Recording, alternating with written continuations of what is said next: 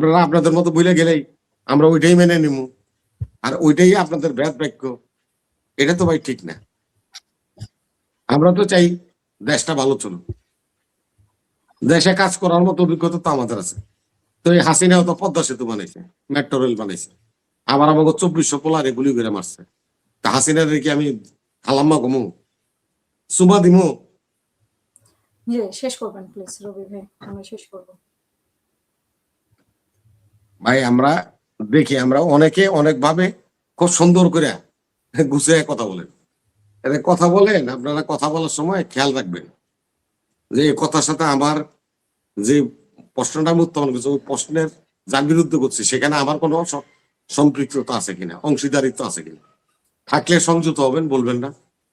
আপনারা তো জ্ঞানী গুণী মানুষ, আপনাদের কাছ থেকে তো এগুলো আমরা আশা করি না। আমরা অনেক জায়গায় শুনি অনেক বুদ্ধিজীবীরা এনে বিনয়ে কথা বলে, লাস্ট পর্যন্ত আইসে বিএনপি খারাপ। তো বিএনপি খারাপ হলে জামাতও খারাপ। জামাত তো বিএনপি লোক দুইবার সরকার আছে, ওনারা তো আল্লাহ আল্লাহ মানুষ। ওই সংসদে যদি আমরা আমাদের 151 সিট ছিল না, জামাতের সমর্থন নিয়ে আমরা সরকার গঠন করি। তো জামাত ইচ্ছা করলে সংসদ থেকে পদত্যাগ করে চলে যেত, আমাকে সরকার তো ফল করে দিত। তো জানি তো পুরো সময়টাই তো কন্টিনিউ করছে।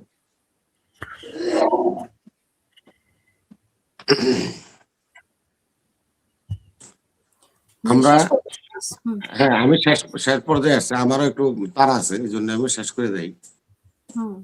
জিয়া ভাই শোনেন, আমরা রাজনীতি করি। আপনি আপনি ওই যে ইউটিউবতে সার্চ দিয়ে বাড়ি করলেন না আফগানের চারটা, আমি আপনারা কইছি, ও আমার তো মনে পড়ে না, এবার ইউটিউবে সার্চ দিয়ে চারটা পাইছেন। চুক্তি ছাড়া জামাতের সরকার, তাদের দ্বিতীয় চুক্তিটা কি ছিল? যে বাহিনীরা আফগানিস্তানে ছিল তাদেরকে নিরাপদে প্রস্থান করার সুযোগ দিতে হবে। আমরা কি দেখিনি বারগাম বিমানবন্দরে এই যে আমেরিকান সোলজাররা লাফাই লাফাই প্লেনে উঠতে যায়, পুরে পুরে মরছে। চুক্তি কি লঙ্ঘন করছে না বহাল করতে করে নাই? আজকে জামাত ইসলাম নিয়ে কথা বললে আপনারা জামাত ইসলাম কি করবে? আপনার সরকার আসলে এই দেশকে নহর বহাই দিবেন? আছে কি এই দেশে? সব তো আসিনে লুটপাট করে লয়ে গেছে। এই সামিট গ্রুপ, এসালম গ্রুপ, বিসমিল্লাহ গ্রুপ, এটা তো লুটপাট করে সব লয়ে গেছে ভাই। কি আছে? কিছুই নেই। আল্লাহর অশেষ রহমত, প্রবাসীদের রেমিটেন্স আসে, গার্মেন্টস এর কিছু মালপত্র যায়, কিছু টাকা পয়সা পায়। ইউনুস সরকার কোন রকম দেশটারে লাড়া চাড়া দিয়ে কোন রকম টিকা রাখছে। কিছুই নেই, কিছুই নেই রাষ্ট্রে, ফোকলা করে দিয়ে গেছে দেশটাকে। কোথা থেকে কোনো বিনিয়োগ আছে? কোথাও কোনো একটা ইন্ডাস্ট্রি হচ্ছে, একটা শিল্প হচ্ছে? হয় না তো। আচ্ছা, আমরা শেষ করতে হবে। আপনারা বড় বড় কথা কন, আপনারা কেন ইমান আমাল একেবারে বেহেস্তে যাইতে চান? আরে ভাই, কেরু কোম্পানি তো বন্ধ ছিল। কেরু কোম্পানি, যেটাকে সারদাতে যে সুগার মিল, এটা তো বন্ধ ছিল। মতিউর রহমান নিজামী সাহেব যখন প্রধানমন্ত্রী শিল্পমন্ত্রী হলেন, উনি আইসা 3 মাসের মধ্যে কেরু কোম্পানিকে আবার চালু করছেন।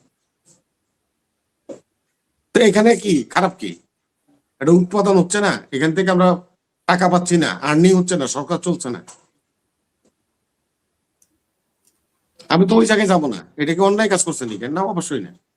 দেশের কর্মসংস্থান হয়েছে, বৈদেশিক মুদ্রা অর্জন করছে, কেরু কোম্পানির মত বিদেশে সাপ্লাই দিয়ে আমরা টাকা পাইছি। খারাপ কি?